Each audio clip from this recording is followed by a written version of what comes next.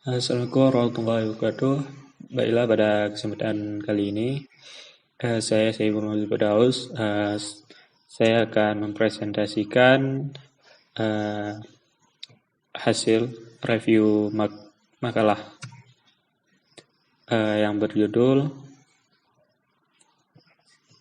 Blockchain Proof to Work Trade 15% Attack. Oke. Jadi penulis dari makalah ini adalah Lutfi Eko Trinowo. Sedangkan untuk reviewernya saya sendiri, saya Bung Zuberdaus dari UIN Arianiri, Banda Aceh. Oke. Untuk agenda yaitu pertama ada introduction dari makalahnya, kemudian pembahasan, kemudian terakhir kesimpulan.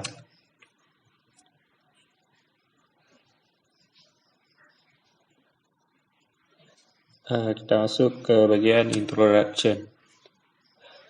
Landasan teorinya. Bitcoin berkembang dan menjadi sangat populer di Indonesia pada sekitar tahun 2017. Jadi dengan adanya pada saat itu ransomware virus mengharuskan para terdampak membayar pada organisasi atau seorang hacker yang menyebarkan virus ini agar virus tersebut dapat dihilangkan dari perangkat orang yang terkena virus ini. Kemudian Bitcoin sendiri dapat diperoleh dengan teknik yang dinamakan mining. Jadi simpelnya kegiatan mining ini dilakukan dengan cara melakukan verifikasi pada sebuah transaksi dan memberikan kunci khusus yang menjadi bagian besar dari chain of block atau blockchain. Namun Bitcoin sendiri bukanlah suatu teknologi, melainkan suatu mata uang digital atau yang lebih sering disebut cryptocurrency, yang dimana memanfaatkan teknologi dari blockchain dalam keberlangsungannya.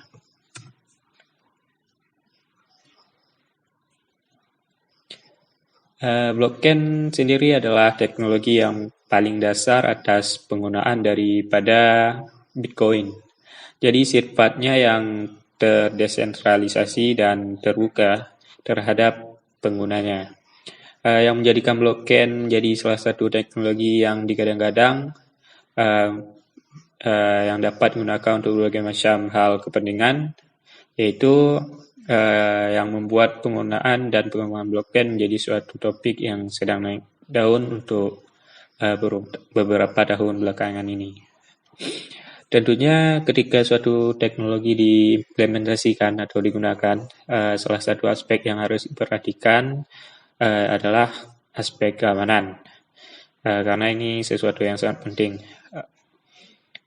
Blockchain sendiri bukan berarti tanpa celah keamanan. Faktanya terdapat beberapa jenis penyerangan yang dapat ditujukan secara langsung ke fungsionalitas atau sistem blockchain ini. Contohnya itu ada 51% attack, kemudian physical attack, kemudian eclipse attack.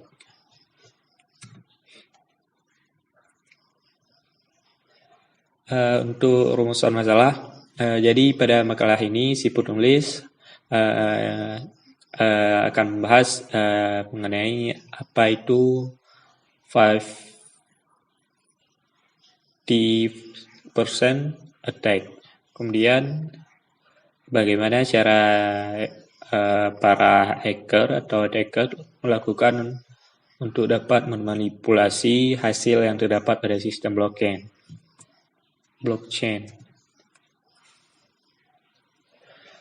Untuk tujuan dari penulisannya makalah ini yaitu yang pertama untuk membahas terkait apa itu 51% attack dan bagaimana cara para hacker melakukan untuk dapat memanipulasi hasil yang terdapat pada sistem blockchain.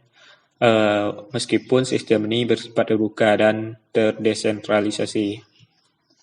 Kemudian yang kedua, tujuan dari penulis adalah untuk memberikan sedikit gambaran atau cara pencegahan yang dapat dilakukan untuk menghindari adanya serangan yang membuat trust issue. Oke, next.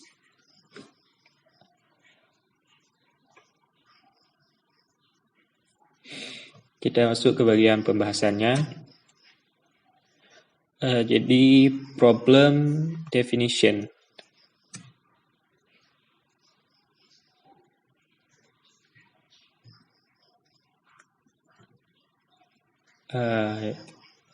Oke, kita masuk ke bagian pembahasan, yaitu 51% attack. Apa itu?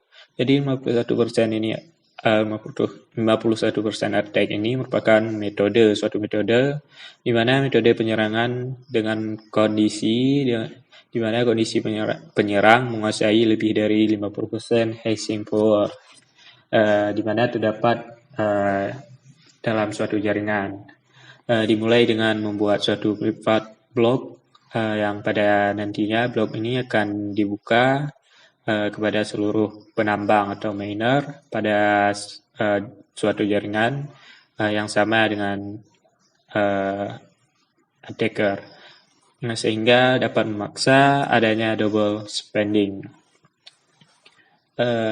Dengan memiliki lebih dari 51% hashing power, jadi si penyerang atau attacker dapat memaksa para penambang atau miner untuk mengikuti alur chain yang telah para penyerang buat, sehingga penyerang dapat memiliki kemungkinan untuk sukses yang lebih tinggi jika dibandingkan dengan miner yang lainnya.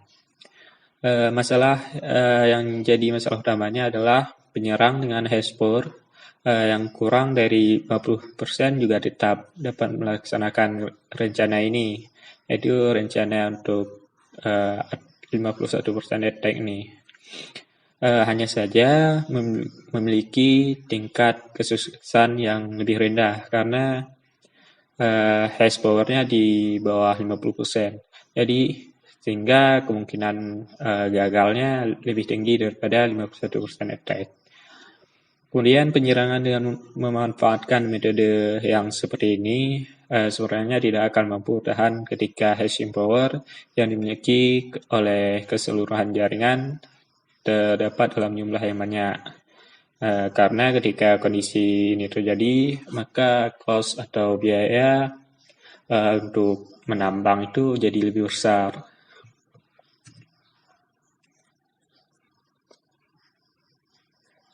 Kemudian proof of work. Jadi proof of work ini merupakan suatu algoritma yang dimana digunakan dalam hal mekanisme konsensus yang diinisiasi oleh Bitcoin. Jadi miner menjadi pilar atau peran atau pendukung utama dari algoritma ini, di mana berperan dalam memverifikasi dan merekam sebuah transaksi. Jadi konsensus jenis ini menggunakan sebuah asumsi bahwa setengah dari penambang atau miner yang ada pada jaringan merupakan honest miner. Maka dari itu memiliki lebih dari setengah hashing power, yang dapat membuat mekanisme ini menjadi lebih rentan akan tindakan serangan yang dapat berujung pada trust issue.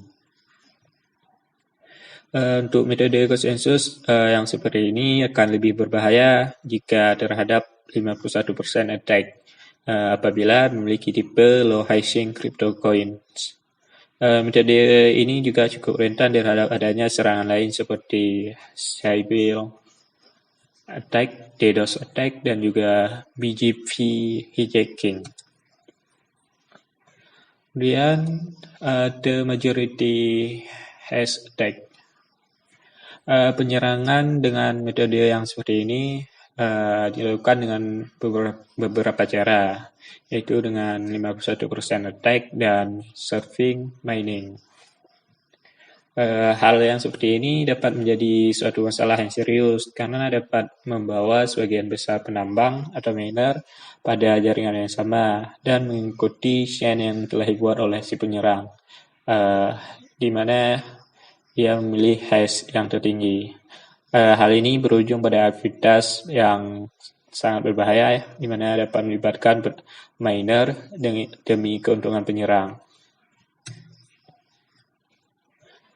Double spending issue. Permasalahan yang ini dimulai dari adanya kesuksesan eksploitasi yang dijalankan oleh si penyerang. Hal seperti ini biasanya akan berujung pada penyerang yang dapat melakukan pembatalan transaksi dan menggunakan koin yang sama lagi. Jadi penyerang pertama nanti harus menggunakan koin mereka dalam satu chain yang terbukti.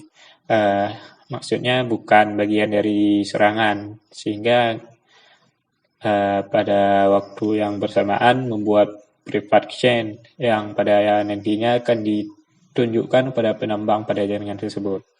Karena chain yang dimiliki lebih panjang dari chain yang digunakan sekarang, maka chain tersebut akhirnya dianggap sebagai chain yang asli dan digunakan oleh seluruh penambang pada jaringan tersebut. Problem migration atau penyelesaian masalah dari masalah yang kita bahas sebelumnya.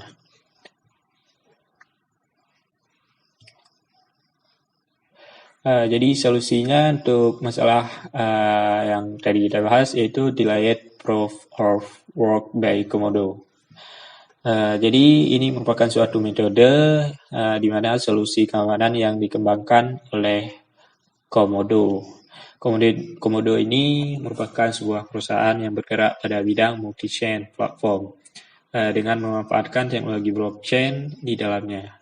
Komodo juga menyediakan layanan end-to-end blockchain development yang dapat digunakan untuk pengembangan bisnis. Metode keamanan ini dikembangkan oleh Komodo dengan tujuan melindungi atau mengantisipasi adanya tindakan double spending yang sebelumnya ya. Dan berlaku pada metode blocks UTXO. Salah satu hal yang penting di sini adalah Komodo tidak mengenali aturan rantai terpanjang. Jadi sehingga hal ini dapat menghindari kegiatan duplikasi chain yang digunakan secara privat lalu disebar ke seluruh jaringan untuk menggantikan chain yang asli. Ide utama yang digunakan adalah Komodo mendaur ulang hash rate-nya, kemudian hash rate yang dimiliki oleh jaringan Bitcoin, di mana untuk melindungi integritas data yang ada pada blockchain.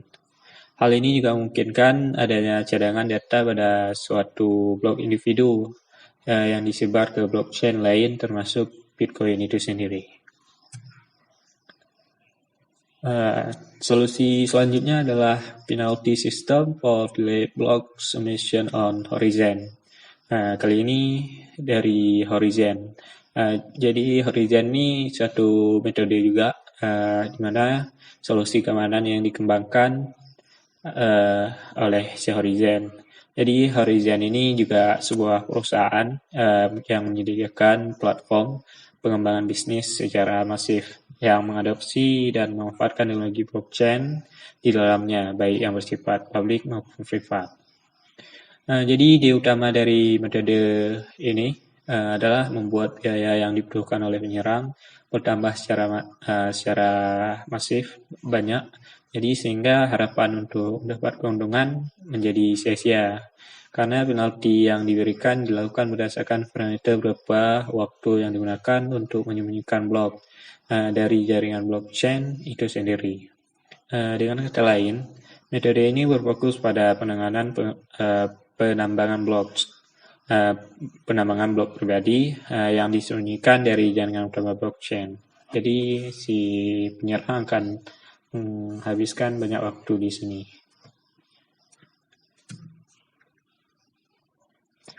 Masuk ke bagian kesimpulan. Jadi kesimpulannya adalah blockchain adalah sebuah teknologi yang dapat menyelesaikan beberapa masalah integritas data yang dimiliki oleh beberapa teknologi lainnya. Dengan menerapkan sistem terbuka dan terdesentralisasi, data yang tersimpan di dalam teknologi ini dapat diawasi oleh seluruh anggota di dalam jaringan blockchain ini yang terdapat jaringan, sehingga integritasnya bisa jauh lebih terjaga. Namun, penggunaan Satoshi konsensus rentan terhadap serangan yang diberlakukan dengan metode 50% attack. Karena penggunaan konsensus menerapkan sebuah asumsi bahwa sebagian besar anggota yang terdapat pada jaringan merupakan honest miner, sehingga asumsi ini tidak dapat menanggulangi adanya kemungkinan sebagian besar anggota bukan honest miner.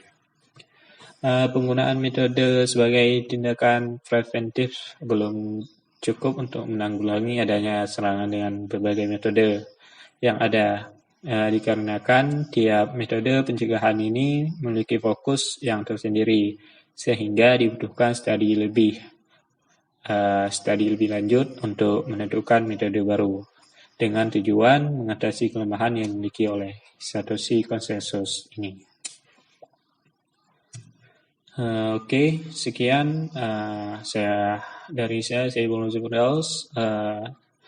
Thanks for watching. Assalamualaikum warahmatullahi wabarakatuh.